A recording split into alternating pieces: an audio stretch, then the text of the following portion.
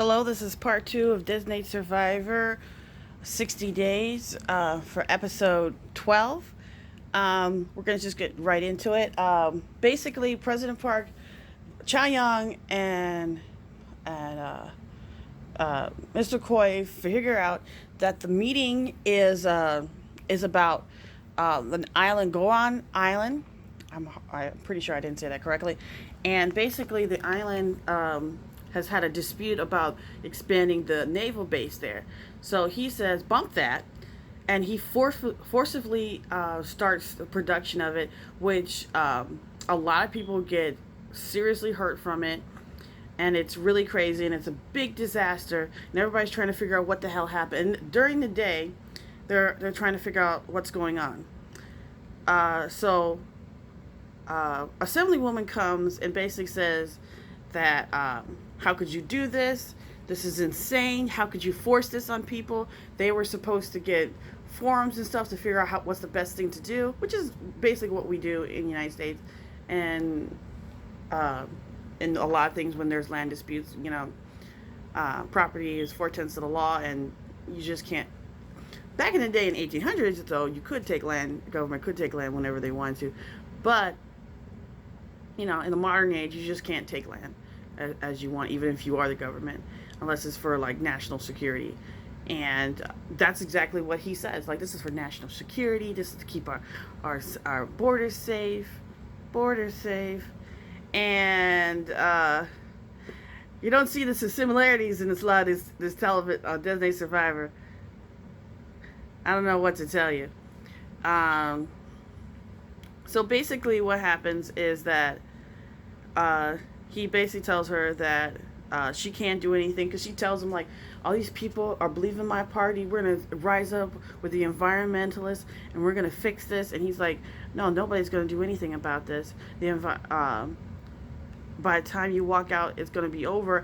And through things, you find out that not only has he compensated people undercover to stop complaining, which has made the island into a hotbed of arguments, because now everybody's like, why are you okay with it? Did you take money? How could you do that? They're ruining our island. What is wrong with you? This is basically exactly what's happening in Hawaii. So if you don't see the similarities, here you go. And you find out also that his terror group, because that's the only way you can describe it, has a group of people on the computers writing malicious comments to help him get presidency. Sips tea. Oh, Russia. And it's kind of crazy because, and I'm gonna sidebar. It's kind of crazy because this sounds just like what's going on in the United States. If you're not from the United States, I'm sorry. We in the shit. We are in designated survivor apparently, and we just didn't know. We have all the evidence, but just like what's going on here, ain't nobody believe. But yeah, we're in designated survivor. We ain't got Mr. President Park to come through. Hopefully, we will by election day to come through and save us from our representative. But let's get away from the sidebar, because I know some people don't feel that way, and it's okay to have difference of opinion, because it's a healthy way of talking, not yelling or screaming or saying racist things on the comments or as a human being. It's okay to have differences of opinion, even though it's wrong. Anyway,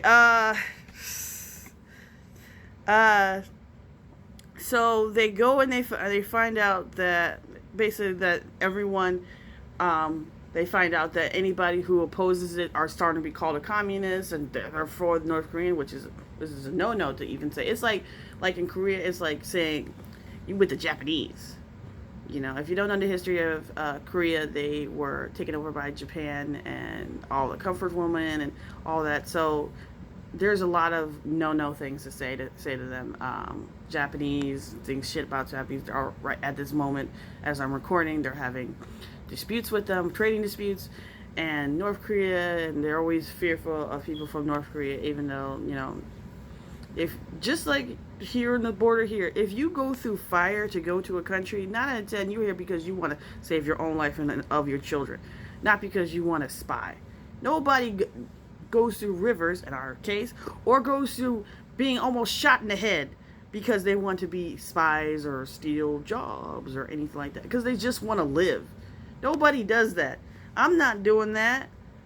No, man, I'm not running to Canada because of good jobs. I'm going to Canada because I want to. Not my situation. If the United States went real to survive and have health care, for God's sakes. Anyway, too many sidebars. So basically, what we find out is that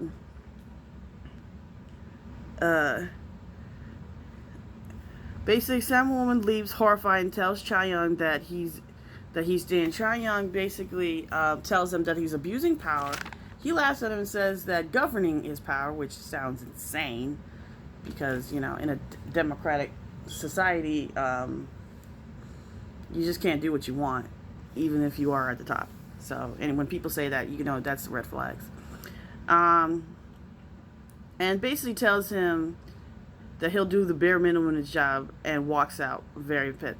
Hana goes to Jangwon and to Gar Kang to check out the disposal flights because she figures, you know, if they're being deleted, then there's a paper trail.